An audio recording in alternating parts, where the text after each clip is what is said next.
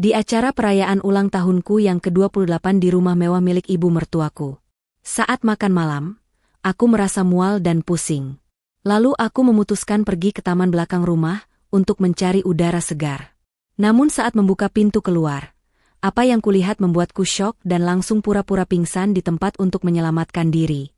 Karena, sebelum ceritanya dimulai, silahkan tulis di kolom komentar dari daerah mana saja teman-teman yang menonton cerita ini. Jangan lupa like dan subscribe agar channel ini bisa semakin berkembang dan bisa mempersembahkan cerita yang lebih menarik lagi. Malam itu seharusnya menjadi malam yang penuh kebahagiaan bagi Dina. Angka 28 adalah usia yang menandakan kedewasaan yang matang, dan ia merasa beruntung bisa merayakannya di rumah megah milik mertuanya. Lampu gantung kristal di ruang makan bersinar temaram, memantulkan cahaya keemasan pada piring-piring porselen mahal yang tertata rapi di atas meja panjang. Suasana malam itu begitu sunyi, jauh dari kesan pesta meriah yang biasa dilakukan orang kebanyakan. Tidak ada musik bising atau tawa riuh para sahabat. Hanya ada denting sendok beradu dengan piring dan suara AC sentral yang mendengung halus. Ibu Santi, mertua Dina yang selalu tampil sempurna, duduk di ujung meja dengan punggung tegak. Beliau mengenakan gaun sutra berwarna marun yang membuatnya tampak berwibawa sekaligus mengintimidasi. Wajahnya yang masih kencang di usia 50-an tersenyum ramah, namun matanya selalu menyorot tajam seolah sedang menilai setiap gerakan Dina. Di sebelah Dina duduk Bagus, suaminya. Pria itu tampak gagah dengan kemeja putih yang disetrika licin, namun malam ini Bagus terlihat berbeda. Sejak makan malam dimulai, Bagus lebih banyak menunduk dan memainkan makanannya. Ia jarang menatap mata Dina.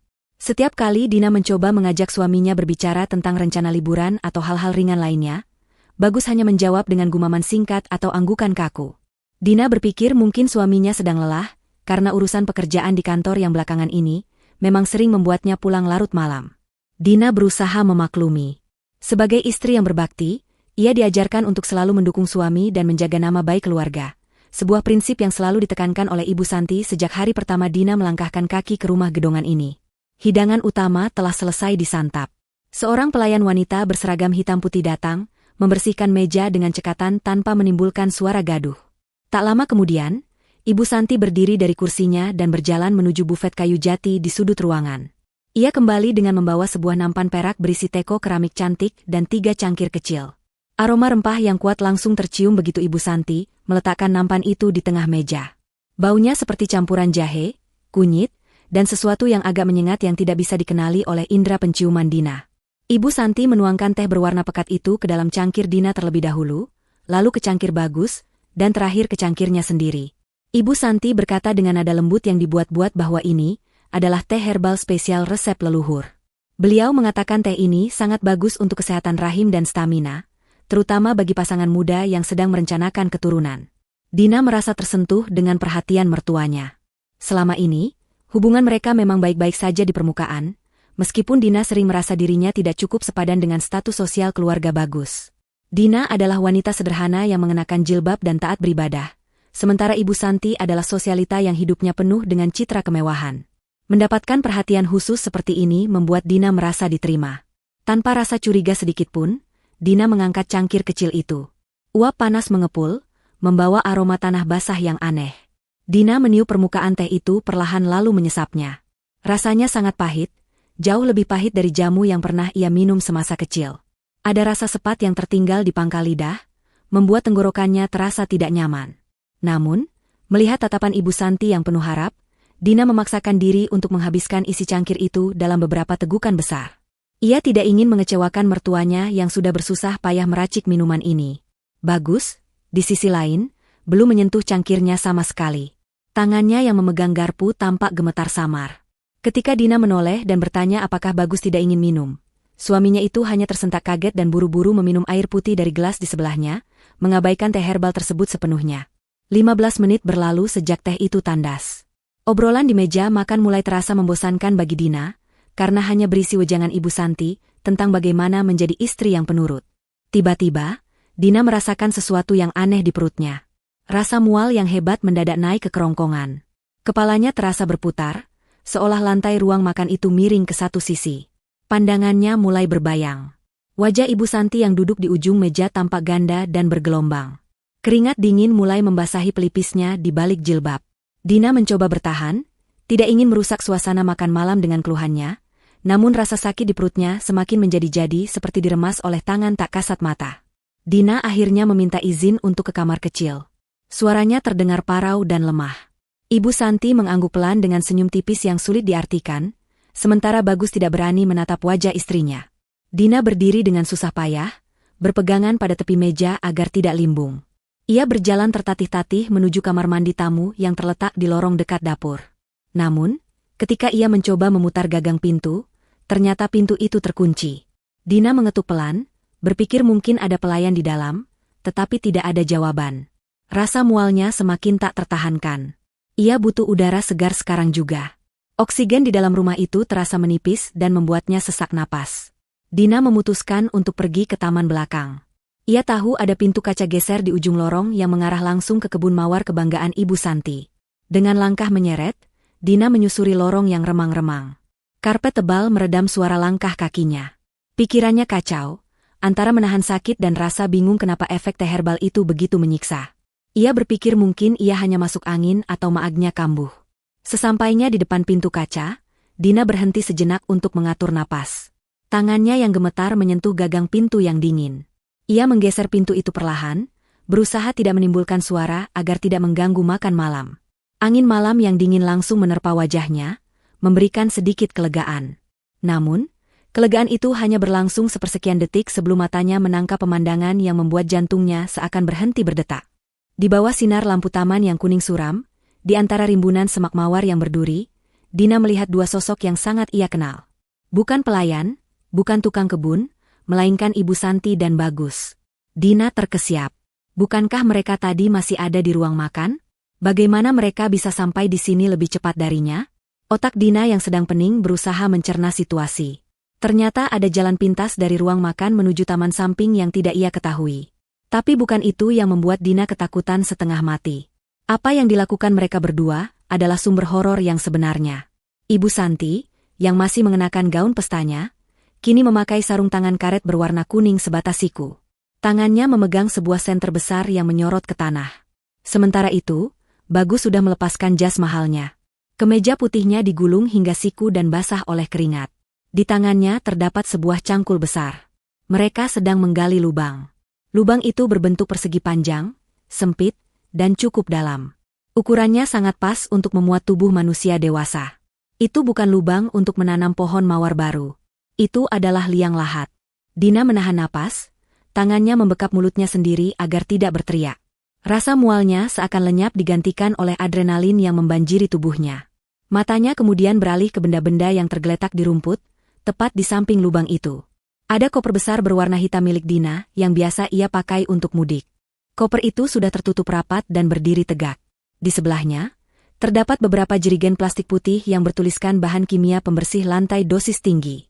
Dan yang paling mengerikan, di atas meja taman kecil dekat mereka, tergeletak selembar kertas HVS dan sebuah pulpen. Sayup-sayup, suara Ibu Santi terdengar terbawa angin malam. Wanita itu berkata dengan nada dingin dan tegas, menyuruh Bagus untuk menggali lebih cepat karena racunnya akan bereaksi sebentar lagi. Ibu Santi menyebutkan bahwa lubang itu harus siap sebelum Dina kejang-kejang. Kata-kata itu menghantam kesadaran Dina seperti petir.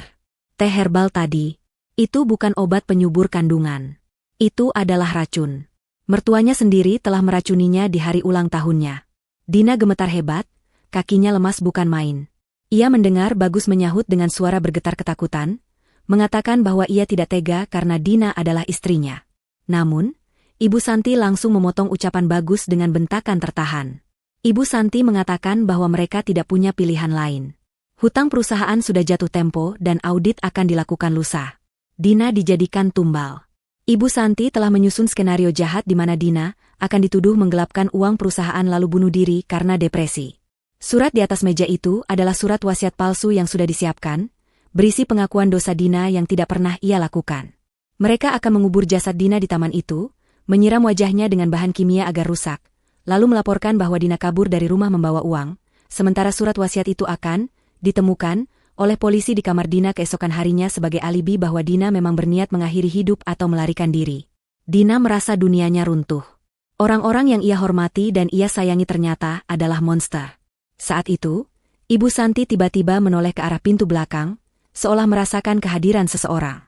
Dina tahu ia tidak bisa lari. Kakinya terlalu lemah karena racun, dan jika ia mencoba lari, Bagus pasti akan mengejarnya dan menghabisinya dengan cangkul itu. Dalam kepanikan yang memuncak, insting bertahan hidup Dina mengambil alih. Ia tidak boleh terlihat sadar. Ia harus membuat mereka percaya bahwa racun itu sudah bekerja sepenuhnya. Sebelum sinar senter Ibu Santi mengenai wajahnya, Dina sengaja menjatuhkan tubuhnya ke lantai teras yang keras. Ia membiarkan tubuhnya ambruk dengan posisi sedemikian rupa seolah-olah ia baru saja pingsan atau mati mendadak. Ia memejamkan mata rapat-rapat, mengendurkan seluruh otot tubuhnya, dan menahan napas. Telinganya mendengar langkah kaki terburu-buru mendekat. Jantungnya berdegup kencang di dalam dada, berdoa semoga detak jantungnya yang memburu tidak terdengar oleh mereka. Dina kini terbaring tak berdaya di ambang pintu, menyerahkan nasibnya pada kemampuan aktingnya sendiri, di antara hidup dan mati. Langkah kaki itu semakin dekat, terdengar berat dan tergesa-gesa menghantam lantai kayu teras. Dina merasakan getaran di lantai tepat di sebelah telinganya yang menempel pada ubin dingin. Ia tetap memejamkan mata, berusaha mengatur napasnya agar tampak sehalus mungkin, nyaris tak terlihat. Bau parfum mahal Ibu Santi yang bercampur dengan bau tanah basah kini menyengat hidungnya. Dina merasakan ada tangan yang menyentuh lehernya, memeriksa denyut nadinya. Tangan itu kasar dan dingin. Jelas tangan Ibu Santi yang masih mengenakan sarung tangan karet bekas menggali tanah. Dina berusaha sekuat tenaga untuk tidak tersentak atau menelan ludah, membiarkan tubuhnya terkulai lemas seperti boneka kain yang rusak. Suara Ibu Santi terdengar tepat di atas kepalanya, mendesis kesal. Ia berkata kepada Bagus bahwa racunnya bekerja lebih cepat dari dugaan, mungkin karena tubuh Dina yang kurus dan lemah. Ibu Santi terdengar tidak panik karena kematian Dina, melainkan panik karena lubang kuburannya belum selesai digali sepenuhnya. Bagus terdengar menangis sesenggukan di belakang, bergumam meminta maaf berkali-kali. Namun, tangisan itu justru membuat Dina semakin muak. Permintaan maaf Bagus tidak ada artinya. Pria itu tetap saja membiarkan ibunya melakukan rencana pembunuhan ini. Ketakutan Bagus pada ibunya jauh lebih besar daripada rasa cintanya pada Dina. Itu adalah kenyataan pahit yang harus ditelan Dina saat ia berpura-pura mati. Ibu Santi memerintahkan Bagus untuk berhenti menangis dan segera bertindak. Rencana harus berubah sedikit. Mereka tidak bisa membiarkan tubuh Dina tergeletak di teras, karena berisiko dilihat oleh tetangga dari balik pagar samping atau pelayan yang mungkin terbangun. Ibu Santi menyuruh Bagus untuk mengangkat kaki Dina, sementara ia akan mengangkat bagian bahu. Mereka memutuskan untuk membawa tubuh Dina ke gudang arsip di lantai bawah tanah.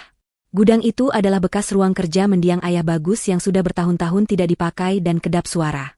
Tempat yang sempurna untuk menyembunyikan tubuh sementara waktu sampai lubang di taman siap sepenuhnya. Dina merasakan tubuhnya diangkat dengan kasar. Kepalanya terkulai ke belakang, dan ia harus menahan rasa sakit saat bahunya dicengkeram kuat oleh Ibu Santi. Mereka menyeretnya masuk kembali ke dalam rumah, melewati lorong dapur, menuju pintu tangga yang mengarah ke rubanah. Dina mengintip sedikit melalui celah bulu matanya yang lentik. Ia melihat lantai marmer berganti menjadi lantai beton yang kasar, saat mereka mulai menuruni anak tangga yang sempit dan curam.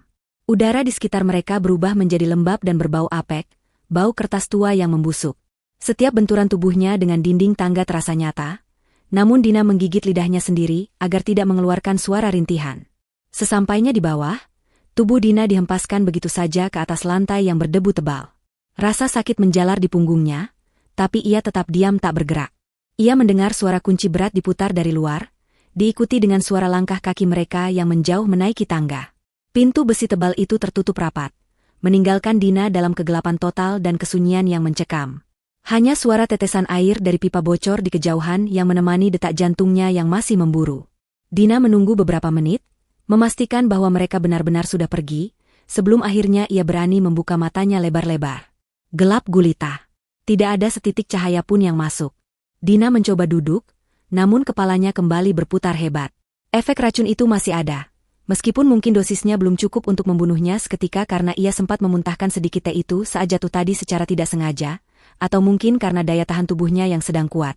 Dina merangkak dalam kegelapan, meraba-raba sekitarnya. Tangannya menyentuh tumpukan kardus, kursi kayu yang patah, dan lemari besi yang dingin. Ia butuh cahaya.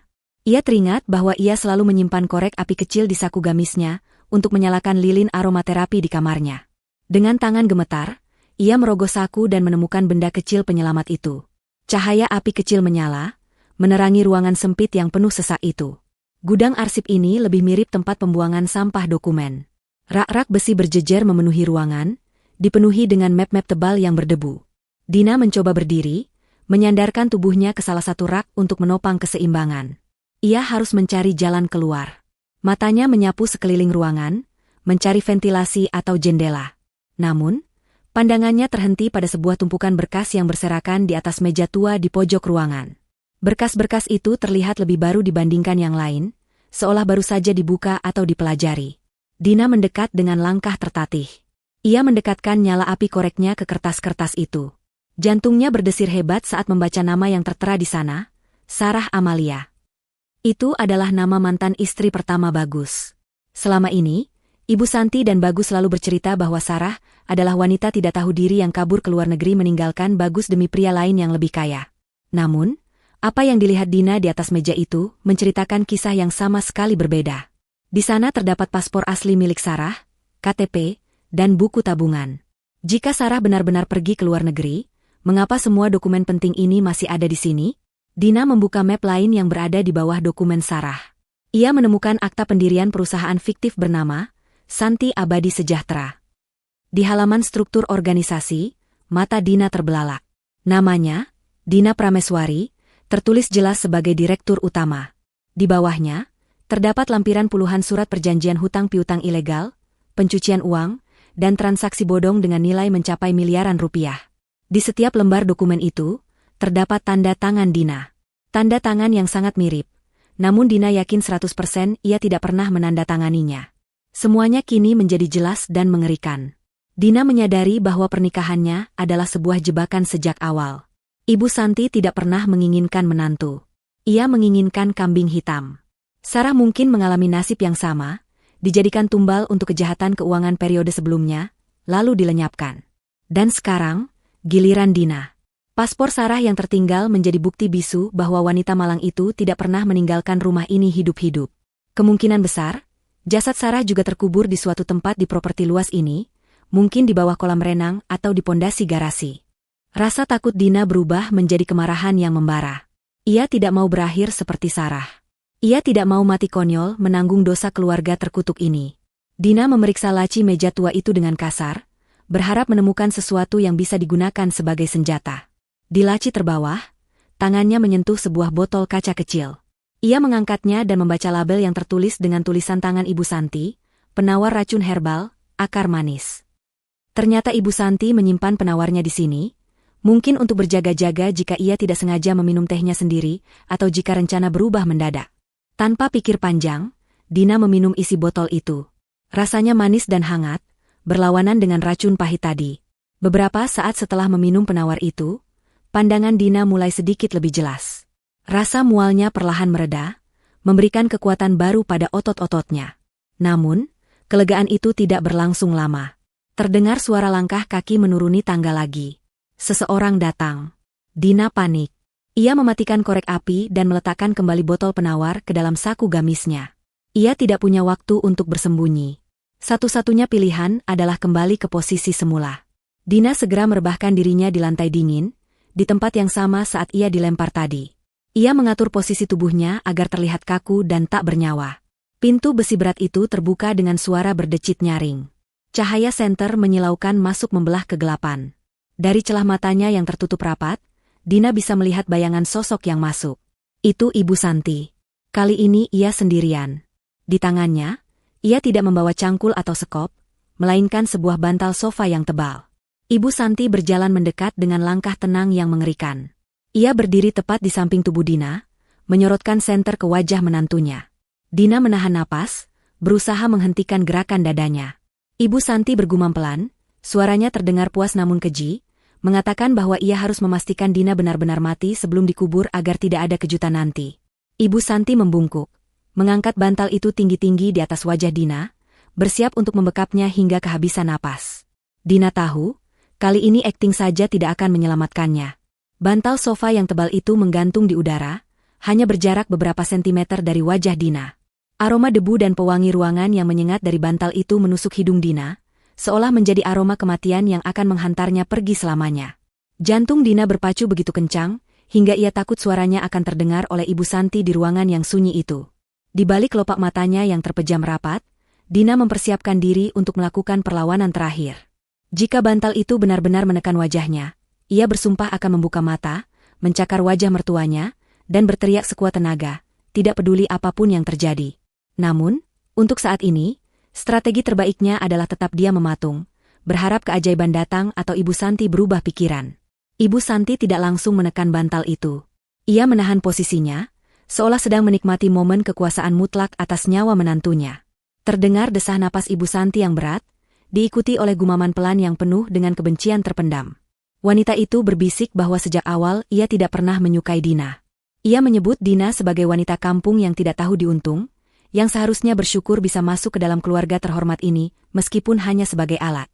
Ibu Santi mengeluhkan betapa sulitnya berpura-pura baik selama 2 tahun terakhir, memuji masakan Dina yang menurutnya hambar, atau memuji penampilan Dina yang dianggapnya kampungan. Kata-kata itu jauh lebih menyakitkan daripada tamparan fisik. Dina menyadari bahwa senyum manis dan kasih sayang yang selama ini ia terima hanyalah sandiwara keji untuk membuatnya lengah. Tepat ketika otot-otot tangan Ibu Santi menegang untuk menekan bantal ke wajah Dina, sebuah suara ledakan keras terdengar dari lantai atas. Suaranya berdentum seperti benda berat yang jatuh menimpa kaca, diikuti oleh suara teriakan panik para tamu. Ibu Santi tersentak kaget. Bantal di tangannya terlepas dan jatuh menimpa dada Dina, namun tidak menutupi wajahnya. Ibu Santi menoleh ke arah pintu gudang dengan wajah pucat. Teriakan bagus terdengar memanggil ibunya dari balik pintu tebal di kejauhan. Suaranya terdengar histeris mengatakan ada api di dapur. Fokus Ibu Santi seketika terpecah. Antara keinginan membunuh Dina sekarang, atau menyelamatkan rumah mewahnya dari kebakaran yang bisa menarik perhatian pemadam kebakaran dan polisi di waktu yang tidak tepat. Prioritas Ibu Santi bergeser. Ia mendengus kesal, menendang kaki Dina sekali sebagai pelampiasan amarahnya, lalu berbalik badan. Ia bergumam bahwa Dina tidak akan lari kemana-mana, karena racun itu pasti sudah melumpuhkannya total. Ibu Santi memungut bantal itu sekilas, melemparnya sembarangan ke sudut ruangan, lalu bergegas keluar dari gudang arsip. Pintu besi berat itu kembali ditutup dengan bantingan keras. Diikuti bunyi kunci yang diputar 2 kali, mengurung Dina kembali dalam kegelapan. Suara langkah kaki Ibu Santi terdengar menjauh dengan cepat menaiki tangga beton, meninggalkan keheningan yang kembali mencekam di ruang bawah tanah itu. Setelah yakin Ibu Santi benar-benar pergi, Dina membuka matanya. Napasnya terengah-engah, menghirup oksigen sebanyak-banyaknya seolah ia baru saja muncul dari dalam air. Ia segera bangkit dari lantai dingin itu. Tubuhnya masih terasa sedikit lemas sisa pengaruh racun. Namun berkat penawar herbal yang ia minum tadi, kekuatannya perlahan pulih. Dina tahu ia tidak punya banyak waktu. Kekacauan di atas hanyalah penundaan sementara. Begitu situasi terkendali, Ibu Santi atau Bagus akan kembali untuk menyeretnya ke lubang kuburan itu. Dina kembali menyalakan korek api kecilnya dan berjalan tertatih menuju meja tua tempat berkas-berkas tadi berserakan. Ia harus tahu lebih banyak. Ia harus tahu seberapa dalam lubang kejahatan keluarga ini, agar ia bisa menghancurkan mereka.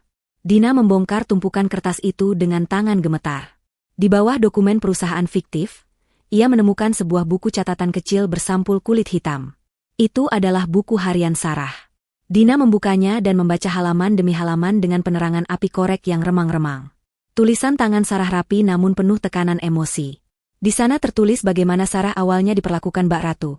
Lalu perlahan mulai diminta menandatangani cek kosong, dokumen aset, hingga akhirnya ia sadar namanya dipakai untuk mencuci uang hasil penipuan investasi bodong yang dijalankan mendiang suami Ibu Santi dan dilanjutkan oleh Ibu Santi sendiri.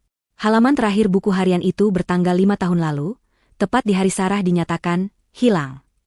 Sarah menulis bahwa ia berencana kabur malam itu juga karena ia mendengar pembicaraan Ibu Santi tentang klaim asuransi jiwa.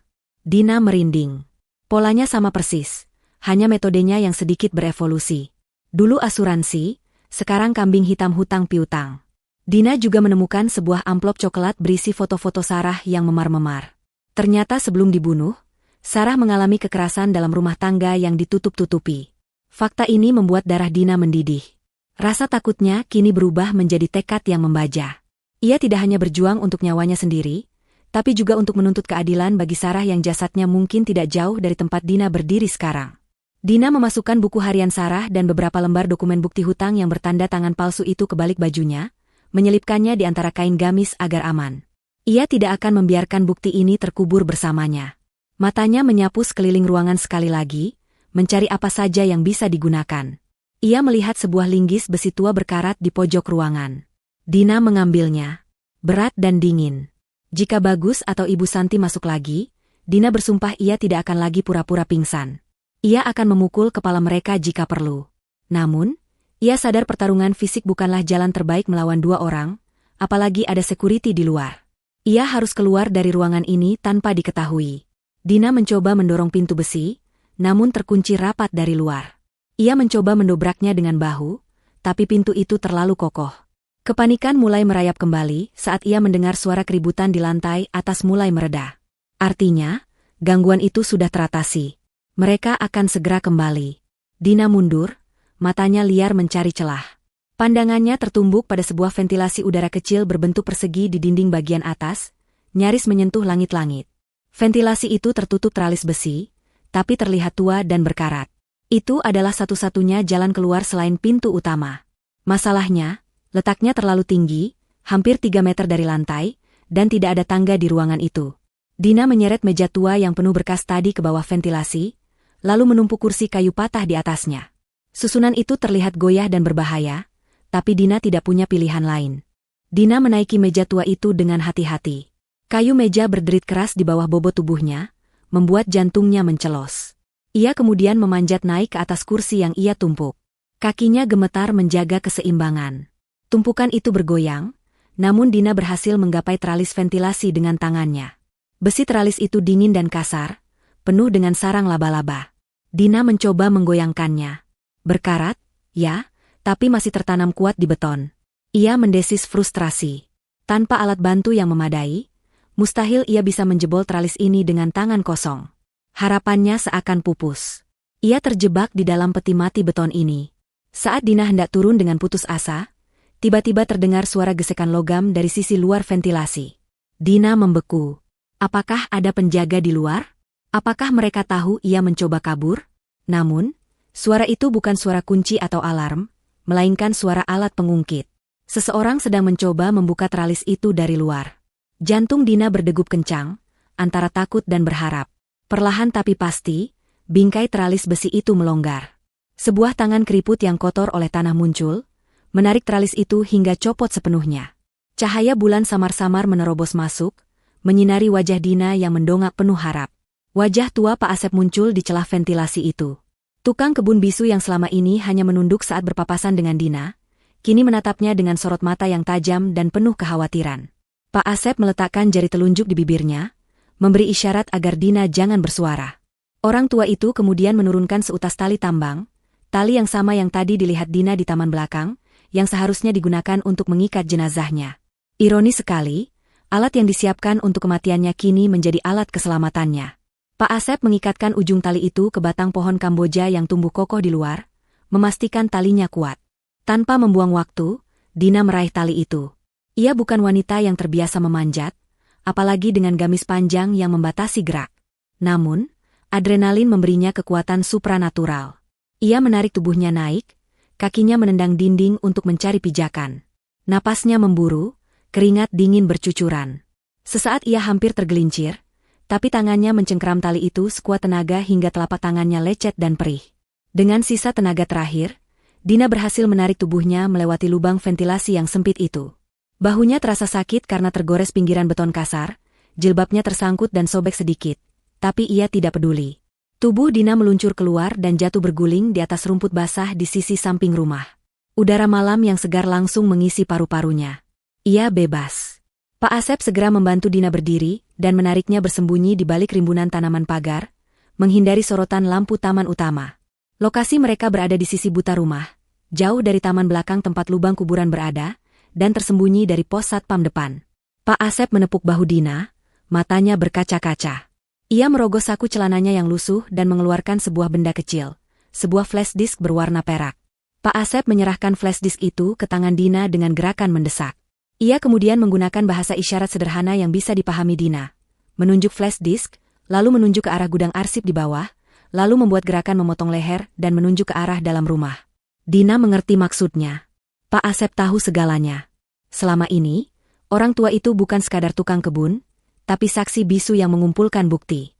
Mungkin flash disk ini berisi rekaman atau data yang diselamatkan Sarah dulu, Atau mungkin bukti kejahatan lain yang dikumpulkan Pak Asep selama bertahun-tahun ia bekerja di sana dan dianggap tidak berbahaya karena bisu. Dina menggenggam flash disk itu erat-erat. Ia menatap Pak Asep dan berbisik terima kasih dengan suara tercekat. Pak Asep kemudian menunjuk ke arah tembok pagar samping yang agak rendah dan tertutup tanaman rambat. Itu adalah jalan keluar. Pak Asep menyuruhnya lari. Lari sejauh mungkin dan jangan pernah kembali. Dina menatap tembok itu. Kebebasan ada di sana.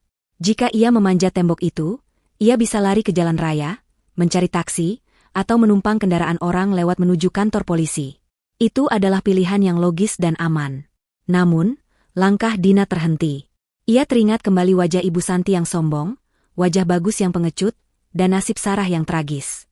Jika ia lari sekarang, mereka punya waktu untuk menghilangkan jejak. Mereka bisa menutup lubang kuburan itu, membakar dokumen-dokumen di gudang, dan mengarang cerita bahwa Dina hilang atau gila. Polisi mungkin butuh waktu lama untuk memproses laporan, dan dengan uang serta koneksi Ibu Santi, mereka bisa saja lolos lagi seperti kasus Sarah. Dina tidak mau menjadi korban yang hanya bisa lari dan bersembunyi seumur hidup dalam ketakutan. Malam ini, di rumah ini, ada puluhan tamu penting, kolega bisnis, dan orang-orang berpengaruh.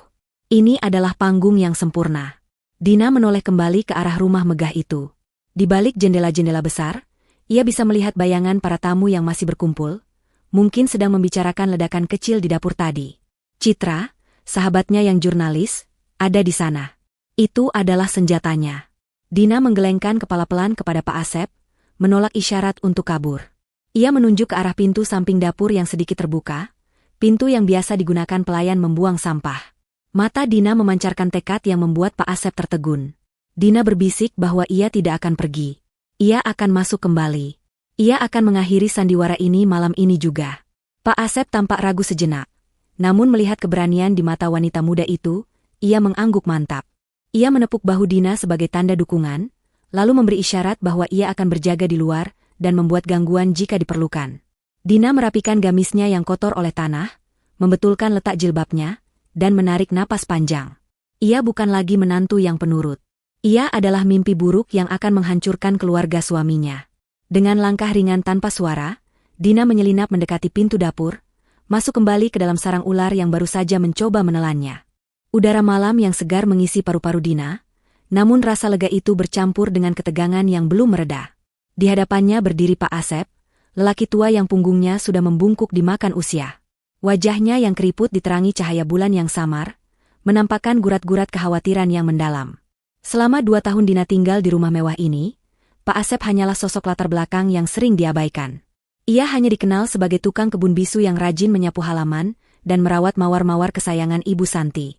Tidak ada yang pernah benar-benar mengajak Pak Asep berbicara, termasuk Dina yang hanya sesekali menyapanya dengan senyum sopan. Namun malam ini, di saat nyawa Dina berada di ujung tanduk, justru sosok yang tak dianggap inilah yang menjadi malaikat penyelamatnya. Tangan Pak Asep yang kasar dan penuh noda tanah mencengkram lengan Dina, membantunya berdiri tegak setelah terjatuh dari ventilasi yang tinggi itu. Pak Asep menatap mata Dina lekat-lekat, lalu dengan gerakan tangan yang cepat dan mendesak, ia merogoh saku celana kainnya yang lusuh. Ia mengeluarkan sebuah benda kecil berwarna perak yang berkilau tertimpa cahaya bulan. Itu adalah sebuah flash disk. Dina menatap benda itu dengan bingung, lalu beralih menatap wajah Pak Asep. Lelaki tua itu menggenggam tangan Dina, meletakkan flash disk itu di telapak tangannya, dan menutup jari-jari Dina di atasnya dengan erat. Pak Asep kemudian membuat gerakan tangan yang rumit namun bisa dipahami. Ia menunjuk ke arah dada Dina, lalu menunjuk ke arah rumah besar itu dengan wajah marah, kemudian menunjuk ke arah flash disk itu lagi. Dina bisa menangkap maksudnya. Pak Asep ingin mengatakan bahwa bukti kejahatan keluarga ini ada di dalam benda kecil tersebut. Pak Asep mungkin tidak bisa bicara, tapi matanya dan benda yang ia simpan selama ini berbicara lebih lantang daripada ribuan kata. Dina bertanya dengan suara berbisik, apakah ini milik Sarah? Pak Asep mengangguk kencang, matanya berkaca-kaca. Ia kemudian menunjuk ke arah tanah di bawah kakinya, lalu membuat gerakan seperti orang tidur dengan tangan di samping pipi. Namun matanya terpejam erat dan napasnya ditahan. Itu adalah isyarat kematian. Dina bergidik ngeri. Ternyata dugaan liarnya benar. Sarah tidak pergi ke luar negeri. Sarah tidak pernah meninggalkan halaman rumah ini. Kemungkinan besar, flash disk ini ditemukan oleh Pak Asep saat membersihkan barang-barang Sarah yang hendak dibuang atau dibakar oleh Ibu Santi 5 tahun lalu, dan Pak Asep menyimpannya diam-diam, menunggu waktu yang tepat untuk mengungkap kebenaran namun tak pernah punya kuasa karena keterbatasan fisiknya.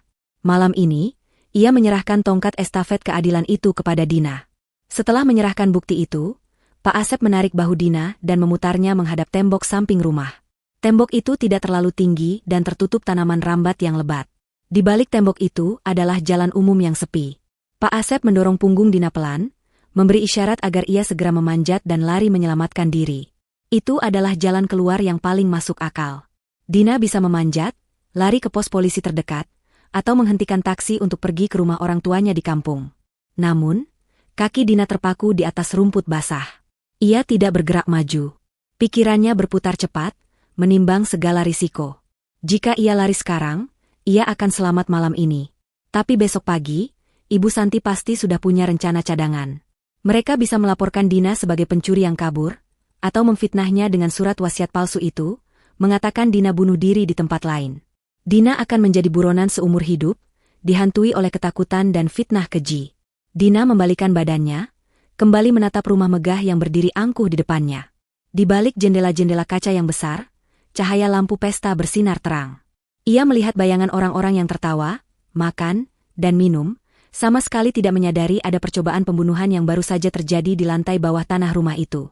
Dina meraba saku gamisnya, merasakan bentuk keras flash disk pemberian Pak Asep dan buku harian Sarah yang ia selipkan di balik bajunya.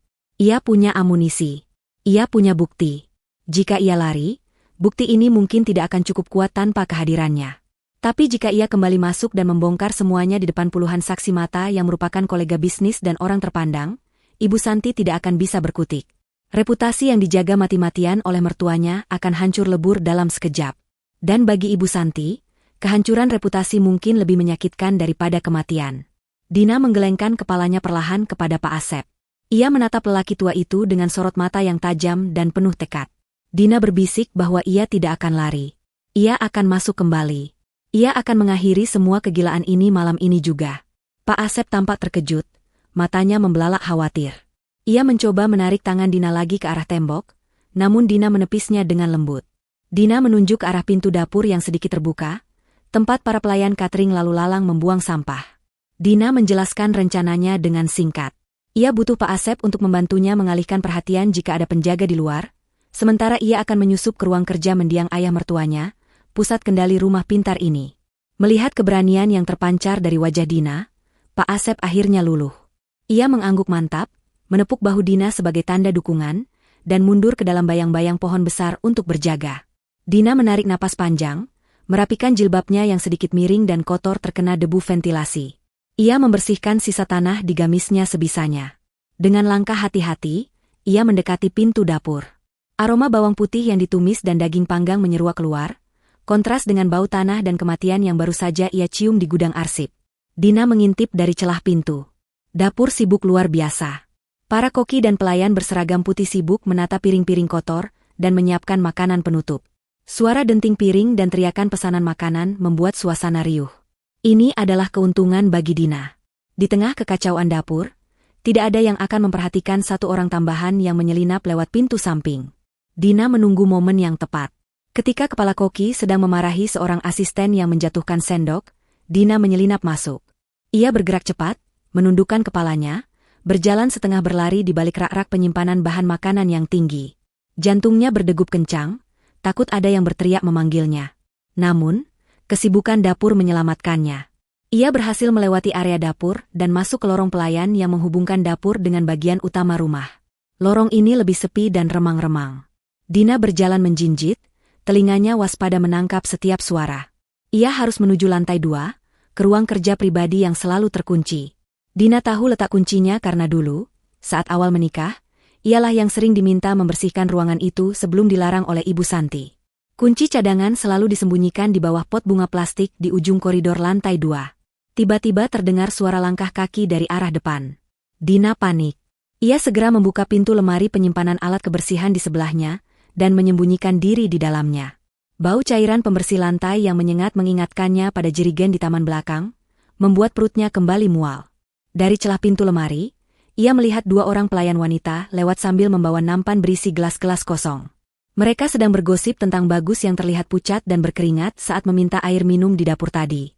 Setelah mereka lewat, Dina keluar dari persembunyiannya.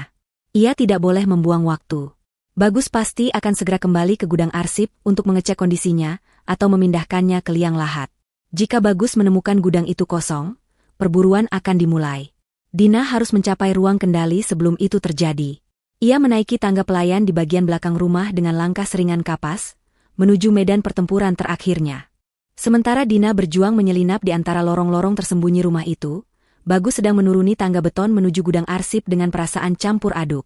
Di tangannya, ia memegang sebotol air mineral yang isinya tinggal setengah.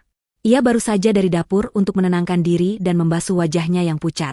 Perintah ibunya masih terngiang jelas di telinganya, tunggu 10 menit lagi, lalu kembali ke bawah untuk menyuntikkan obat bius tambahan jika diperlukan, dan segera angkut tubuh Dina ke taman belakang lewat pintu akses Rubanah agar tidak melewati ruang tamu. Bagus merasa mual dengan apa yang ia lakukan. Bayangan wajah Dina yang tersenyum padanya saat sarapan tadi pagi terus menghantui pikirannya. Namun, rasa takut pada ibunya jauh lebih dominan. Sejak kecil, Bagus dididik untuk tidak pernah membantah Ibu Santi. Ibunya adalah hukum mutlak dalam hidupnya. Bagus sampai di depan pintu besi gudang arsip. Ia merogoh saku celananya, mencari kunci gembok yang ia simpan. Tangannya gemetar hebat, hingga kunci itu hampir jatuh 2 kali, sebelum akhirnya berhasil masuk ke lubang gembok. Suara klik terdengar bergema di lorong bawah tanah yang sunyi. Bagus mendorong pintu besi berat itu perlahan. Ia berharap melihat tubuh Dina masih tergeletak kaku di lantai, tidak bergerak, mungkin sudah meninggal sehingga ia tidak perlu melakukan apa-apa lagi selain menguburnya. Bagus menyalakan senter ponselnya dan mengarahkannya ke tengah ruangan. Cahaya putih menyapu lantai beton yang berdebu. Jantung Bagus seakan berhenti berdetak. Lantai itu kosong. Tidak ada tubuh Dina di sana. Hanya ada jejak debu yang tergeser, menandakan bekas tubuh yang pernah berbaring di situ. Bagus membelalakan matanya, mengarahkan senter ke seluruh penjuru ruangan dengan panik. Ia melihat bantal sofa yang tadi dibawa ibunya tergeletak di sudut. Ia melihat meja tua di pojok ruangan sudah bergeser posisinya, dan di atasnya terdapat tumpukan kursi kayu patah yang disusun secara aneh. Sinar senter Bagus bergerak naik mengikuti tumpukan kursi itu, hingga berhenti pada lubang ventilasi di dinding atas. Teralis besinya sudah copot dan hilang, menyisakan lubang menganga yang gelap. Kepanikan luar biasa melanda Bagus. Dina kabur. Istrinya yang ia kira sudah sekarat karena racun ternyata masih punya tenaga untuk memanjat dan melarikan diri.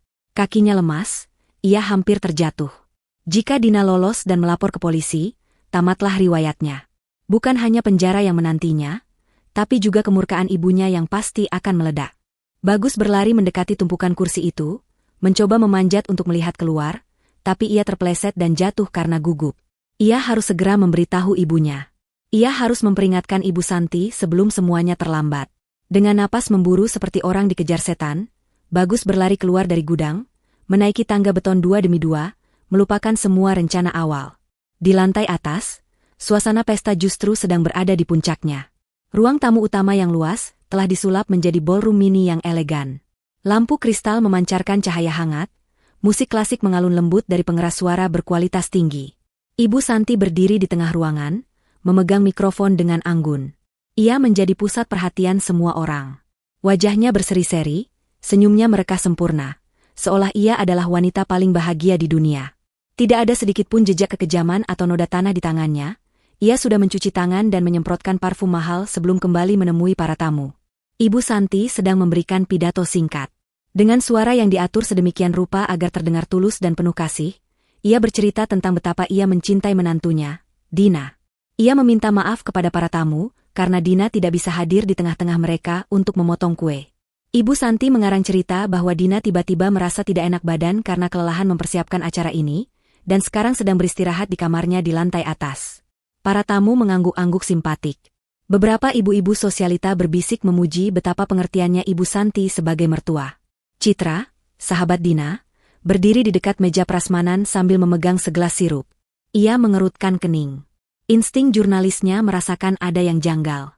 Dina bukan tipe orang yang akan meninggalkan acara, apalagi acara ulang tahunnya sendiri, hanya karena tidak enak badan, tanpa mengirim pesan padanya. Citra sudah mencoba menelepon Dina berkali-kali sejak tadi, tapi ponselnya tidak aktif. Dina, yang saat itu sudah berhasil menyelinap ke lantai 2, mengintip dari balik pagar balkon dalam yang menghadap ke ruang tamu di bawah. Ia bisa melihat Ibu Santi yang sedang berakting memukau di bawah sana. Rasa muak memenuhi dada Dina. Ia melihat kemunafikan yang begitu sempurna. Di balik senyum ramah itu, ada monster yang baru saja mencoba membunuhnya. Dina meremas flash disk di tangannya. Ia bergeser perlahan menuju koridor sayap kanan, tempat ruang kerja mendiang Ayah Bagus berada. Lorong itu sepi karena semua orang berada di lantai bawah. Dina sampai di depan pintu kayu jati yang kokoh berukir naga. Ia meraba bagian bawah pot bunga besar di samping pintu. Jarinya menyentuh logam dingin. Kunci cadangan itu masih ada di sana. Dengan tangan gemetar namun gerakan yang mantap, Dina membuka pintu ruang kerja itu. Ruangan itu gelap dan berbau tembakau tua serta kayu cendana. Dina masuk dan segera mengunci pintu dari dalam. Ia tidak menyalakan lampu utama, agar tidak menarik perhatian dari luar jendela. Ia hanya mengandalkan cahaya dari layar komputer besar yang ada di meja kerja. Komputer itu dalam keadaan sleep mode. Dina menggoyangkan mouse, dan layar menyala meminta kata sandi. Dina tersenyum miris. Ia tahu kata sandinya. Dulu, ia yang mengajari ayah mertuanya cara menggunakan komputer ini untuk memantau CCTV rumah. Kata sandinya adalah tanggal lahir Bagus. Dina mengetikkan angka-angka itu. Akses diterima. Sementara itu di lantai bawah, Bagus menyeruak masuk ke tengah kerumunan tamu dengan wajah pucat pasi dan keringat bercucuran. Ia mengabaikan tatapan heran orang-orang yang melihat penampilannya yang berantakan. Ia langsung menuju ke arah ibunya yang masih memegang mikrofon. Ibu Santi melihat kedatangan putranya dan keningnya berkerut, tidak suka melihat Bagus yang tampak kacau. Ia mencoba tetap tersenyum pada tamu, tapi Bagus langsung membisikkan sesuatu di telinganya. "Bu, dia hilang. Gudangnya kosong. Jendelanya jebol," bisik Bagus dengan suara gemetar yang nyaris menangis. Senyum di wajah Ibu Santi lenyap seketika. Wajahnya berubah menjadi topeng batu yang dingin. Mikrofon di tangannya berdecit nyaring, karena ia meremasnya terlalu kuat, membuat beberapa tamu menutup telinga. Ibu Santi menurunkan mikrofon dan menatap tajam ke arah Bagus.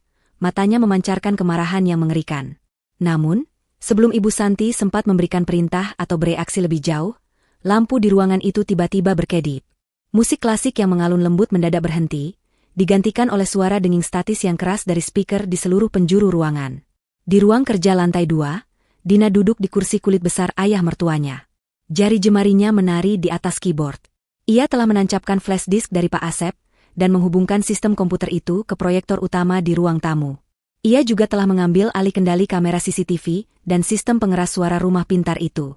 Dina melihat ke layar monitor yang menampilkan rekaman kamera keamanan di taman belakang. Gambar lubang kuburan itu terlihat jelas di sana. Dina menarik napas dalam-dalam. Jarinya melayang di atas tombol enter. Sudah saatnya pertunjukan yang sebenarnya dimulai. Bukan pertunjukan sandiwara Ibu Santi, melainkan pertunjukan kebenaran yang akan menghancurkan segalanya. Suara denging statis yang memekakan telinga itu memotong suasana pesta bagaikan pisau tajam. Para tamu undangan yang tadinya sedang asyik berbincang sambil menikmati canape dan minuman ringan seketika terdiam. Gelas-gelas diletakkan di meja dengan terburu-buru, dan semua mata tertuju pada layar proyektor raksasa yang tergantung di dinding utama ruang tamu. Biasanya, layar itu digunakan untuk menampilkan kolase foto-foto kenangan keluarga yang bahagia, atau presentasi bisnis mendiang ayah Bagus. Namun malam ini, layar itu menampilkan sesuatu yang sama sekali berbeda. Sesuatu yang akan mengubah hidup semua orang di ruangan itu selamanya. Di ruang kerja lantai 2 yang gelap, Dina duduk tegak di kursi kulit besar yang terasa dingin di punggungnya. Jari jemarinya yang masih gemetar menekan tombol enter dengan kekuatan penuh tekad. Ia telah mengambil alih sistem rumah pintar, atau smart home, yang mengendalikan seluruh fungsi elektronik di kediaman mewah ini. Langkah pertama yang ia lakukan adalah mengunci semua pintu akses keluar. Terdengar bunyi klik serentak dari seluruh pintu utama, pintu samping, dan pintu taman. Mekanisme kunci otomatis yang canggih itu kini bekerja bukan untuk melindungi penghuni dari bahaya luar, melainkan untuk mengurung bahaya di dalam agar tidak bisa melarikan diri. Ibu Santi dan Bagus terperangkap bersama kebusukan mereka sendiri, disaksikan oleh puluhan pasang mata yang selama ini mereka coba kesankan. Di layar proyektor, gambar pertama mulai muncul perlahan, menggantikan kekosongan statis. Itu bukan video, melainkan serangkaian dokumen digital yang dipindai dengan resolusi tinggi. Dokumen pertama yang terpampang jelas adalah akta pendirian perusahaan fiktif, Santi Abadi Sejahtera. Huruf-huruf hitam di atas latar belakang putih itu terbaca dengan jelas oleh para tamu yang berdiri di barisan depan. Di sana tertulis nama Dina Prameswari sebagai direktur utama dengan kepemilikan saham 100%. Di sebelahnya, muncul pindaian dokumen hutang piutang bermaterai dengan nominal yang fantastis, mencapai puluhan miliar rupiah, lengkap dengan tanda tangan Dina yang terlihat sedikit kaku, jelas hasil pemalsuan yang dilakukan oleh seseorang yang mencoba meniru gaya tulisannya. Bisik-bisik mulai terdengar di antara kerumunan. Seorang kolega bisnis senior menyipitkan matanya, mengenali dokumen itu sebagai jenis surat perjanjian investasi bodong yang pernah ia dengar dalam kasus-kasus penipuan besar. Ibu Santi, yang berdiri kaku di tengah ruangan, wajahnya memucat seputih kertas. Ia mencoba tertawa, sebuah tawa sumbang yang terdengar histeris dan dipaksakan. Ia berteriak kepada para tamu bahwa ini adalah kesalahan teknis, bahwa sistem komputernya diretas oleh orang iseng, atau mungkin Dina sedang membuat lelucon ulang tahun yang buruk. Ia melambai-lambaikan tangannya, memberi isyarat kepada pelayan untuk mematikan proyektor, namun tidak ada pelayan yang berani bergerak karena kebingungan yang melanda. Bagus, yang berdiri di samping ibunya, tampak seperti orang yang kehilangan nyawa. Ia tahu persis dokumen apa itu. Itu adalah surat kematian Dina yang mereka siapkan secara hukum sebelum membunuhnya secara fisik. Namun, Dina belum selesai. Di ruang kontrol, ia mengklik file berikutnya. Kali ini, layar menampilkan foto paspor dan kartu identitas atas nama Sarah Amalia. Wajah Sarah yang cantik namun terlihat sedih terpampang besar di layar. Di sebelahnya, muncul catatan transaksi bank yang menunjukkan aliran dana mencurigakan dari rekening perusahaan fiktif ke rekening pribadi Ibu Santi, tepat di tanggal yang sama dengan tanggal hilangnya Sarah 5 tahun lalu. Dan yang paling mengejutkan adalah sebuah halaman dari buku harian Sarah yang telah dipindai oleh Dina menggunakan pemindai dokumen di meja kerja itu beberapa saat lalu. Tulisan tangan Sarah yang berantakan karena ketakutan terbaca jelas, mereka memaksaku menandatangani lagi. Ibu Santi bilang aku diasuransikan. Aku takut malam ini adalah malam terakhirku. Gelombang kejut menghantam ruangan itu. Para tamu yang tadinya hanya bingung kini mulai merasa ngeri. Nama Sarah bukan nama asing bagi mereka. Sebagian besar tamu di sana mengenal Sarah sebagai istri pertama Bagus yang dikabarkan lari dengan pria lain. Bukti yang terpampang di layar menceritakan kisah yang bertolak belakang. Citra, sahabat Dina, menutup mulutnya dengan tangan, matanya terbelalak tak percaya. Sebagai jurnalis, ia langsung mengenali bau kejahatan yang busuk. Tanpa ragu, Citra mengangkat ponselnya tinggi-tinggi, memastikan kamera ponselnya merekam semua bukti yang ada di layar itu. Indikator live streaming di layar ponselnya berkedip merah, menyiarkan kejadian ini secara langsung ke ribuan pengikutnya di media sosial. Ibu Santi mulai kehilangan kendali. Topeng wanita anggunnya retak.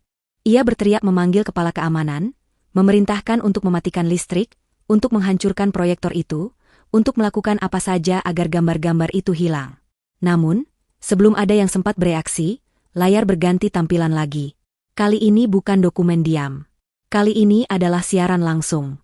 Video CCTV berkualitas tinggi yang menampilkan sudut taman belakang rumah. Gambar itu jernih dan tajam, memperlihatkan taman mawar yang indah namun ternoda. Di tengah-tengah taman, terlihat jelas sebuah lubang persegi panjang yang baru digali. Gundukan tanah merah di sampingnya masih basah. Di dekat lubang itu, tergeletak koper baju milik Dina, beberapa jerigen bahan kimia, dan sebuah cangkul yang tergeletak sembarangan. Pemandangan itu begitu nyata dan mengerikan. Itu bukan lubang untuk menanam pohon. Siapapun yang melihatnya tahu persis bentuk apa itu. Itu adalah liang lahat yang sudah disiapkan, menunggu penghuninya. Suasana ruangan berubah menjadi kekacauan total. Beberapa tamu wanita menjerit histeris melihat lubang kuburan itu. Para pria saling berpandangan dengan wajah tegang. Realitas yang mengerikan menghantam mereka. Mereka sedang berada di rumah seorang pembunuh. Pesta ulang tahun ini hanyalah kedok untuk eksekusi mati. Ibu Santi mundur terhuyung-huyung, menabrak meja prasmanan hingga piring-piring gelas jatuh berderai pecah. Suara pecahan kaca itu seolah menjadi palu hakim yang mengetuk vonis bersalah. Bagus jatuh berlutut, menutupi wajahnya dengan kedua tangan, tubuhnya gemetar hebat. Ia tidak bisa lagi menyembunyikan dosanya. Di lantai atas, Dina menatap layar monitor dengan air mata yang mengalir di pipinya. Bukan air mata kesedihan, melainkan air mata pelepasan dari rasa takut yang selama ini membelenggunya. Ia melihat reaksi mereka. Ia melihat ketakutan di mata Ibu Santi, ketakutan yang sama yang Dina rasakan saat terbaring di gudang arsip tadi. Keadilan sedang ditegakkan, bukan oleh hukum yang lambat, tapi oleh kebenaran yang ditelanjangi di depan umum. Dina meraih mikrofon intercom yang terhubung ke pengeras suara ruang tamu. Ia menekan tombol talk. Jari telunjuknya menekan tombol itu dengan kuat, seolah menekan pelatuk senjata yang akan mengakhiri perang ini. Napasnya terdengar berat di pengeras suara, menggema di seluruh ruangan di bawah, membuat semua orang mendongak mencari sumber suara. Selamat malam, semuanya. Suara Dina terdengar bergetar namun lantang, memenuhi setiap sudut ruangan, memantul di dinding-dinding mewah yang menjadi saksi bisu penderitaannya. Maaf, saya tidak bisa memotong kue. Saya sibuk menyelamatkan nyawa saya sendiri dari mertua dan suami saya yang tercinta. Suara Dina yang menggema melalui pengeras suara membuat keheningan yang mencekam kembali menyelimuti ruangan, kontras dengan kekacauan visual di layar proyektor. Para tamu terpaku di tempat masing-masing, mata mereka menyisir lantai 2, mencari sosok pemilik suara itu. Ibu Santi, yang kini bersandar pada meja prasmanan dengan napas tersengal-sengal, mendongak ke atas dengan tatapan penuh kebencian. Wajahnya yang tadinya pucat kini memerah pada menahan amarah yang meledak-ledak. Ia sadar, permainan sandiwaranya telah berakhir. Tidak ada lagi gunanya berpura-pura menjadi mertua yang baik. Tidak ada lagi gunanya menjaga citra. Dina telah menghancurkan segalanya. Nama baik, rencana keuangan, dan masa depannya, hanya dalam hitungan menit. Matikan. Matikan suaranya, jerit Ibu Santi dengan suara parau yang melengking, jauh dari nada sopan yang biasa ia gunakan. Ia menunjuk-nunjuk ke arah langit-langit, seolah bisa menghentikan suara Dina dengan tangannya. Dia gila. Menantu saya gila. Dia meretas sistem rumah ini untuk memfitnah saya. Jangan percaya padanya. Dia sakit jiwa, sama seperti orang tuanya yang miskin itu. Fitnah keji itu meluncur deras dari mulut Ibu Santi. Ia mulai menyerang karakter Dina, berusaha membalikan fakta di detik-detik terakhir. Ia berlari mendekati sekelompok tamu penting, mencengkeram lengan jas salah seorang pejabat bank, memohon agar mereka percaya padanya. Namun, para tamu itu mundur selangkah, menepis tangan Ibu Santi dengan wajah jijik. Bukti di layar terlalu kuat. Lubang kuburan itu terlalu nyata. Dan dokumen-dokumen itu terlalu detail untuk sekadar rekayasa orang gila. Citra, yang masih memegang ponselnya untuk siaran langsung, mendekat ke arah Ibu Santi, mengarahkan kamera tepat ke wajah wanita parubaya itu. Komentar-komentar di layar ponsel Citra bergulir dengan cepat, ribuan netizen mengutuk dan menghujat, bahkan ada yang mengaku sudah menelepon polisi. Ibu bilang saya gila. Suara Dina kembali terdengar, kali ini lebih tenang, lebih dingin.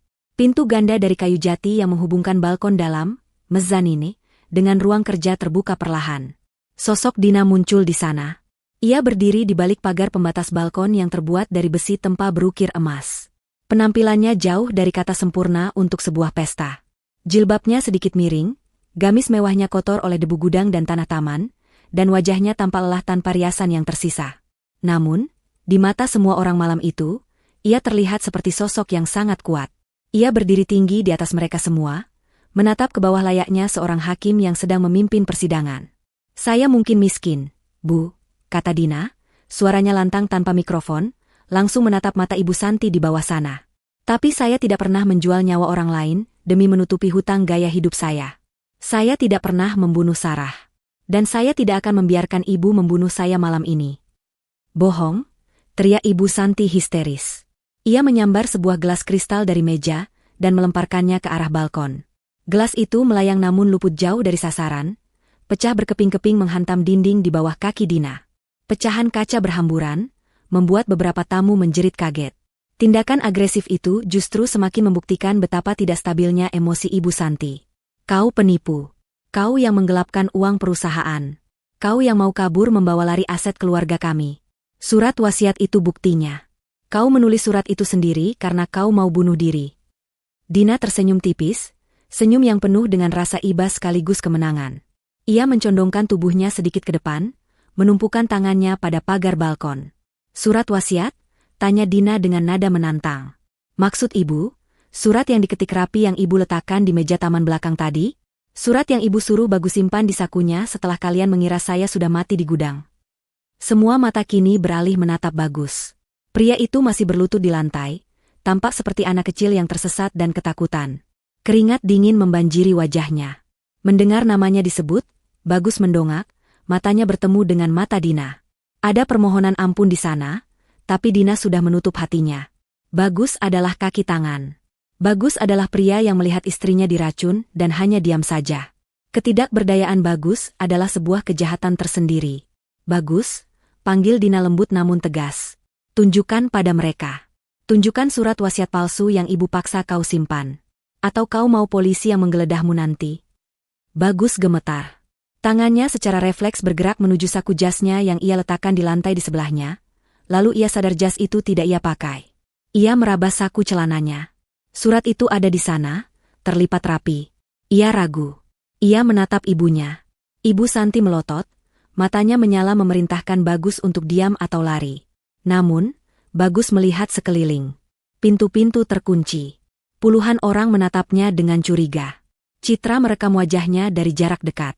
Tekanan itu terlalu besar untuk mental Bagus yang rapuh. Dengan tangan gemetar hebat, Bagus merogoh saku celananya. Ia menarik keluar selembar kertas yang terlipat. Kertas itu lecek karena keringat tangannya. Ia tidak berani membukanya, hanya memegangnya dengan lemas. Tindakan itu adalah pengakuan bersalah tanpa kata-kata. "Jangan berikan," jerit Ibu Santi. Ia menerjang maju ke arah putranya, berniat merebut kertas itu. Namun, dua orang tamu pria bertubuh tegap, rekan bisnis yang merasa tertipu mentah-mentah, dengan sigap menahan tubuh Ibu Santi. Wanita itu meronta-ronta seperti orang kesurupan, memaki-maki dengan bahasa kasar yang tidak pantas didengar. Topeng sosialitanya hancur total, menyisakan wajah asli seorang kriminal yang putus asa. "Lepaskan saya. Kalian tidak tahu siapa saya. Saya yang punya rumah ini," teriak Ibu Santi, air liurnya muncrat kemana-mana. "Bagus, lari, hancurkan kertas itu. Bodoh kamu. Anak tidak berguna." Dina menatap pemandangan menyedihkan di bawah sana dengan hati yang terasa kosong. Inilah keluarga yang selama ini ia agung-agungkan. Inilah mertua yang ia hormati setinggi langit. Ternyata hanya sekumpulan penjahat yang saling memangsa. "Sudah cukup," kata Dina. Ia menekan tombol di ponselnya yang terhubung ke sistem keamanan. "Saya sudah membuka kunci pintu depan. Polisi sudah ada di gerbang." Seolah menjawab ucapan Dina, terdengar suara sirine yang meraung-raung dari kejauhan, semakin lama semakin dekat hingga berhenti tepat di depan pekarangan rumah. Cahaya lampu rotator biru dan merah menembus tirai jendela, membiaskan warna-warni peringatan di dinding ruang pesta. Para tamu mulai menepi, memberikan jalan. Kepanikan Ibu Santi memuncak. Ia tahu nasibnya sudah tamat jika ia tertangkap. Tatapannya liar mencari jalan keluar, tapi ia terkepung. Tatapannya kemudian kembali ke atas, ke arah Dina. Tatapan itu berubah menjadi tatapan pembunuh murni. Jika ia harus hancur, ia akan menyeret Dina bersamanya. Ibu Santi menggigit lengan tamu yang menahannya hingga pria itu menjerit kesakitan dan melepaskan pegangannya. Dengan tenaga yang entah datang dari mana, Ibu Santi melepaskan sepatu hak tingginya dan berlari menuju tangga besar yang melengkung indah di tengah ruangan. Ia tidak lari menuju pintu keluar. Ia lari naik ke atas. Menuju Dina. "Kau harus mati," pekik Ibu Santi sambil menaiki anak tangga dua demi dua dengan kaki telanjang. Tangannya mencengkeram pagar tangga, wajahnya menyeringai menakutkan. "Kalau aku hancur, kau juga harus mati, Dina." Para tamu berteriak memperingatkan Dina. Bagus hanya bisa menutup matanya, tidak berani melihat apa yang akan terjadi. Dina tidak bergerak mundur. Ia berdiri diam di puncak tangga, menatap wanita yang sedang berlari ke arahnya dengan niat membunuh itu. Dina tahu, ini adalah konfrontasi terakhir. Ia sudah lelah menjadi korban. Ia sudah lelah lari. Kali ini, ia akan menghadapi iblis itu tepat di wajahnya. Dina mengeratkan pegangannya pada pagar balkon, mempersiapkan diri untuk benturan, sementara Ibu Santi semakin dekat, membawa serta karma yang akan segera menimpanya. Suara langkah kaki telanjang Ibu Santi yang menghantam anak tangga kayu bergema di seluruh ruangan, bagaikan detak jam kematian yang memburu. Wanita parubaya itu berlari dengan kecepatan yang tidak wajar, didorong oleh adrenalin keputusasaan dan kebencian murni. Gaun malam mahalnya yang berwarna merah marun terseret di belakangnya, kain sutranya yang panjang sesekali tersangkut di ujung pagar tangga namun ditarik paksa hingga terdengar bunyi robekan kain yang nyaring. Wajah Ibu Santi sudah tidak lagi menyerupai wajah manusia yang beradab. Matanya melotot nyaris keluar dari rongganya, urat-urat lehernya menonjol tegang, dan mulutnya menyeringai menampakkan gigi-giginya yang terkatup rapat menahan amarah. Ia bukan lagi seorang ibu mertua atau nyonya rumah yang terhormat, melainkan seekor binatang buas yang terpojok dan siap mencabik siapa saja yang menghalangi jalan keluarnya. Dina berdiri mematung di puncak tangga, tepat di bordes lantai 2 yang menghubungkan tangga utama dengan balkon mezzanine. Tangannya mencengkeram erat pagar besi tempa yang dingin, buku-buku jarinya memutih. Jantungnya berdegup kencang, memukul-mukul rongga dadanya seolah ingin meledak. Namun kakinya tertanam kokoh di lantai marmer. Ia tidak mundur 1 inci pun. Selama 2 tahun pernikahan ini, Dina selalu menjadi pihak yang mundur. Ia selalu mengalah saat Ibu Santi menyindirnya, ia selalu menunduk saat Ibu Santi memarahinya, dan ia selalu diam saat Bagus tidak membelanya. Namun malam ini, Di detik-detik yang menentukan hidup dan matinya, Dina memutuskan untuk berhenti mundur. Ia sadar bahwa jika ia lari ke dalam kamar atau ruang kerja, Ibu Santi akan terus mengejarnya. Ini harus diakhiri di sini, di tempat terbuka, di hadapan semua saksi mata. Di lantai bawah, para tamu undangan menjerit ngeri. Beberapa orang menutup mata anak-anak mereka, sementara yang lain terpaku tak percaya melihat adegan kekerasan yang berlangsung di depan mata kepala mereka sendiri di sebuah pesta elit. Bagus, yang masih berlutut di lantai ruang tamu, mengangkat kepalanya perlahan. Ia melihat ibunya yang sedang berlari naik dengan niat membunuh, dan ia melihat istrinya yang berdiri tenang di atas sana. Dalam hati kecilnya yang paling dalam, Bagus ingin berteriak, ingin lari naik dan melerai mereka, ingin menebus dosa-dosanya. Namun, tubuhnya mengkhianatinya. Kakinya terasa lumpuh oleh rasa takut dan rasa bersalah yang melimpah ruah. Ia hanya bisa menonton, menjadi penonton pasif dalam tragedi kehancuran keluarganya sendiri, sama seperti saat ia hanya menonton ketika ibunya meracuni Teh Dina beberapa jam yang lalu. Ibu Santi kini sudah mencapai separuh anak tangga. Napasnya terdengar memburu, kasar dan berat seperti suara parutan besi. Ia berteriak memanggil nama Dina dengan sumpah serapah yang kasar, menuduh Dina sebagai penyebab kehancuran hidupnya, menuduh Dina sebagai pencuri yang tidak tahu terima kasih. Kata-kata itu meluncur tanpa filter, membongkar sendiri tabiat aslinya yang selama ini tersembunyi rapi di balik topeng kesantunan. Ibu Santi tidak peduli lagi pada tamu, tidak peduli pada polisi yang sirinenya semakin dekat di luar gerbang. Fokusnya hanya satu, ia ingin mendorong Dina dari balkon itu.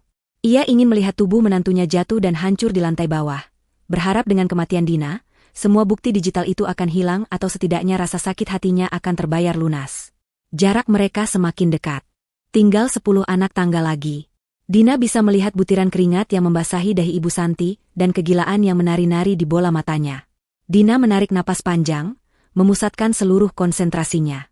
Ia teringat masa kecilnya di kampung, saat ayahnya mengajarkannya untuk tidak melawan arus sungai yang deras, melainkan mengikutinya dan memblokkannya. Ia tidak perlu melawan tenaga Ibu Santi yang sedang kalap. Ia hanya perlu menghindar di saat yang tepat. Dina mengendurkan pegangannya pada pagar, menggeser tumpuan kakinya sedikit ke samping, mempersiapkan diri untuk gerakan mengelak. Ia tidak akan menyerang ibunya. Ia tidak akan mengotori tangannya dengan kekerasan fisik.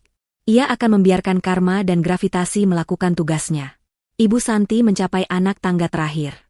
Dengan teriakan melengking yang memekakan telinga, ia menerjang maju ke arah Dina. Tangannya terulur ke depan, jari-jarinya yang berkuku tajam dan masih memakai cincin berlian besar mengarah lurus ke leher Dina. Ia berniat mencekik lalu mendorong Dina ke belakang, hingga melewati pagar balkon yang rendah itu. Namun, Dina sudah siap. Dalam sepersekian detik sebelum tangan Ibu Santi menyentuh kulitnya, Dina memutar tubuhnya ke samping dengan gerakan gesit dan luwes, seperti penari yang menghindari pasangannya. Gamis Dina berdesir halus saat ia menghindar ke arah kiri, merapat ke dinding koridor. Ibu Santi, yang sudah mengerahkan seluruh tenaga dan berat badannya untuk mendorong ke depan, mendapati dirinya mendorong ruang kosong. Momentum larinya yang kencang tidak bisa dihentikan begitu saja. Tubuhnya terhuyung ke depan dengan kuat, kehilangan keseimbangan. Matanya terbelalak kaget saat menyadari sasarannya meleset. Ia mencoba menggapai pagar tangga untuk menahan diri, namun tangannya yang licin oleh keringat gagal mencengkeram besi itu. Kaki kanannya melangkah maju untuk mencari pijakan, tapi nasib berkata lain. Tumit kaki telanjangnya menginjak ujung gaun panjangnya sendiri yang terseret di lantai. Kain sutra yang kuat itu menahan langkah kakinya, menjeratnya dalam perangkap kemewahannya sendiri. Dunia seakan bergerak dalam gerak lambat bagi Dina. Ia melihat wajah Ibu Santi berubah dari ekspresi penuh amarah, menjadi ekspresi penuh ketakutan murni. Mulut Ibu Santi terbuka membentuk huruf O, namun tidak ada suara yang keluar. Tubuh wanita itu terpelanting ke depan, melewati batas anak tangga teratas. Ia tidak jatuh menimpa Dina, melainkan jatuh menuruni tangga yang baru saja ia daki dengan susah payah. Gravitasi menarik tubuh Ibu Santi tanpa ampun. Tubuhnya berguling menuruni tangga marmer yang keras dan tajam itu, menghantam setiap anak tangga dengan bunyi gedebuk yang menyakitkan. Para tamu di bawah berteriak histeris, mundur menjauh dari kaki tangga seolah takut tertimpa. Bagus menutup matanya rapat-rapat dan menutup telinganya dengan kedua tangan, tidak sanggup mendengar suara tulang yang beradu dengan batu marmer. Ibu Santi terguling terus tanpa kendali, gaun mewahnya membeli tubuhnya seperti kain kafan merah. Ia mencoba menggapai-gapai udara, mencoba menghentikan jatuhnya, tapi sia-sia. Tubuhnya meluncur deras, hingga akhirnya menghantam lantai dasar dengan suara retakan yang membuat siapa saja yang mendengarnya merinding. Ia mendarat dengan posisi aneh, Kakinya tertekuk ke arah yang tidak wajar, dan kepalanya membentur lantai granit dengan keras. Keheningan total menyelimuti ruangan itu seketika. Musik sudah mati, teriakan sudah berhenti. Semua mata tertuju pada sosok Ibu Santi yang tergeletak diam di kaki tangga, tepat di tengah-tengah ruang pesta yang seharusnya menjadi panggung kemuliaannya. Darah segar mulai mengalir perlahan dari kepalanya, membasahi lantai yang mengkilap, menciptakan genangan merah yang kontras dengan dekorasi pesta yang serba putih. Tidak ada gerakan. Tidak ada suara napas. Hanya keheningan yang mencekam yang menggantung di udara, berat dan menekan dada. Dina memandang ke bawah dari atas balkon. Dadanya naik turun mengatur napas. Ia tidak merasakan kemenangan. Ia tidak merasakan kepuasan yang meledak-ledak. Yang ia rasakan hanyalah rasa lelah yang luar biasa dan rasa iba yang mendalam. Iba bukan karena sayang, tapi iba melihat betapa menyedihkannya akhir hidup seseorang yang begitu terobsesi dengan harta dan kuasa. Ibu Santi telah jatuh, secara harfiah dan kiasan, dari puncak ketinggian yang ia bangun di atas penderitaan orang lain. Dina merapatkan jilbabnya yang sedikit tersingkap, menutupi lehernya. Ia masih berdiri tegak, selamat, utuh, dan hidup. Ia menatap Bagus yang kini merangkak mendekati tubuh ibunya dengan gemetar, menangis tanpa suara. Drama keluarga ini telah mencapai puncaknya dengan cara yang paling tragis namun paling adil. Tepat saat Bagus menyentuh tangan ibunya yang terkulai, pintu depan rumah didobrak terbuka dengan keras.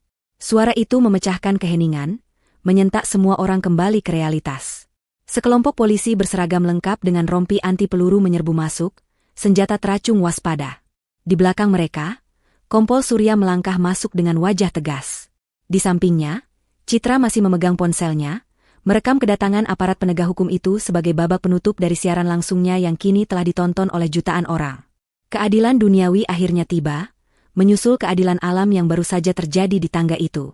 Kekacauan yang terjadi setelah polisi menyerbu masuk adalah kekacauan yang terorganisir. Berbeda dengan kepanikan tamu undangan, para petugas kepolisian bergerak dengan efisiensi tinggi. Kompol Surya segera memerintahkan anak buahnya untuk mengamankan lokasi kejadian. Area sekitar tubuh Ibu Santi langsung dipasangi garis polisi berwarna kuning cerah, memisahkan dunia pesta yang glamor dengan realitas kriminal yang berdarah. Tim medis yang datang bersama rombongan polisi segera berlari mendekati Ibu Santi, memeriksa tanda-tanda vitalnya dengan cekatan. Dina, yang perlahan menuruni tangga dengan kaki yang masih terasa sedikit lemas, melihat salah satu petugas medis menggelengkan kepala pelan kepada rekannya, lalu memasangkan penyangga leher pada Ibu Santi sebelum mengangkatnya ke atas tandu. Ibu Santi belum mati. Matanya terbuka, menatap kosong ke langit-langit ruangan yang penuh dengan lampu kristal. Namun, ada yang aneh dengan tatapannya. Bola matanya bergerak liar ke kiri dan ke kanan, namun tubuhnya diam kaku seperti patung batu. Mulutnya sedikit terbuka, miring ke satu sisi, dan air liur menetes tanpa bisa ia kendalikan. Ia ingin berteriak, ingin memaki polisi yang menyentuhnya, ingin memerintah Bagus untuk menolongnya, tetapi tidak ada suara yang keluar dari tenggorokannya selain suara mengerang yang serak dan tidak jelas. Dokter di tempat kejadian berbisik kepada Kompol Surya bahwa kemungkinan besar Ibu Santi mengalami cedera tulang belakang parah dan serangan stroke hemoragik akibat benturan keras di kepala dan lonjakan tekanan darah yang ekstrim saat ia marah tadi. Kondisi ini, dalam istilah medis, akan membuatnya terkunci di dalam tubuhnya sendiri, sadar sepenuhnya, tapi lumpuh total dan bisu. Dina mendengar diagnosis samar itu saat ia sampai di lantai bawah. Ia tertegun sejenak. Karma itu datang dengan cara yang sangat spesifik. Ibu Santi, wanita yang selama ini menggunakan mulutnya untuk menyebarkan fitnah, memanipulasi orang, dan menghina kekurangan fisik Pak Asep yang bisu, kini dijatuhi hukuman menjadi bisu seumur hidupnya. Ia yang selalu ingin mengendalikan segalanya, kini bahkan tidak bisa mengendalikan jari kelingkingnya sendiri. Ia akan menghabiskan sisa hidupnya di tempat tidur, hanya bisa melihat dan mendengar, tanpa bisa memprotes atau menyakiti siapapun lagi. Itu adalah penjara yang jauh lebih menyiksa daripada sel tahanan besi manapun. Sementara itu, di sudut ruangan lain, drama penangkapan Bagus berlangsung tanpa perlawanan. Polisi menemukan surat wasiat palsu itu di saku celananya, persis seperti yang dikatakan Dina. Bagus tidak menyangkal. Ia tidak membela diri. Saat borgol besi dingin dikunci di kedua pergelangan tangannya, Bagus hanya menunduk pasrah. Wajahnya basah oleh air mata dan ingus, terlihat sangat menyedihkan. Ketika polisi menggiringnya melewati Dina, Bagus berhenti sejenak. Ia mengangkat wajahnya, menatap Dina dengan mata merah bengkak yang penuh penyesalan. Bibirnya bergerak membentuk kata, "Maaf," tapi tidak ada suara yang keluar. Dina membalas tatapan itu dengan wajah datar, tanpa ekspresi, tanpa emosi. Ia sudah memaafkan demi ketenangan jiwanya sendiri, tapi ia tidak akan pernah melupakan. Ia tidak berkata apa-apa, hanya memalingkan wajahnya ke arah lain, memutus ikatan batin di antara mereka untuk selamanya. Tim forensik mulai menyisir area taman belakang dan gudang arsip. Temuan mereka mengonfirmasi semua tuduhan Dina. Lubang kuburan yang menganga, jerigen bahan kimia korosif, dan koper Dina yang sudah disiapkan menjadi bukti tak terbantahkan dari rencana pembunuhan berencana. Di gudang arsip, mereka menemukan tumpukan dokumen palsu dan buku harian Sarah yang mengungkap pola kejahatan sistematis yang sudah berlangsung bertahun-tahun. Malam itu, rumah mewah yang menjadi simbol kesuksesan palsu keluarga Bagus berubah menjadi tempat kejadian perkara, TKP, terbesar tahun ini. Tamu-tamu undangan satu persatu dimintai keterangan singkat sebelum diperbolehkan pulang, membawa serta cerita horor yang akan menjadi buah bibir di seluruh kota esok pagi. Dina duduk di salah satu kursi di teras depan, ditemani oleh Citra yang sudah mematikan siaran langsungnya.